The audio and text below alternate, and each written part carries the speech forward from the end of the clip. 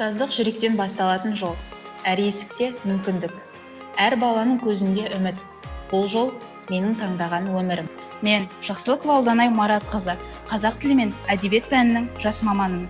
Пәніме деген сүйіспеншілік пен жауапкершілік мен үшін басты бағыт-бағдар. Менің педагогикалық ұстанымым әр оқушының қабілеті мен ерекшелігін көру. Әр сабақ жаңа ізденіс. Балалардың әр жетістігі мені шабыттандырады. Заманауи әдістер, цифрлық білім беру, жаңашылдық. Менің үздіксіз даму бағытым. Жылы орта мен қолдаушы әріптестер жас маманның өсіп, қалыптасуына ең басты тірек. Жас мамандар сайысына қатысу, өзімді дамытып, кәсіби өсу жолында жаңа тәжірибе жинақтауға мүмкіндік деп білемін.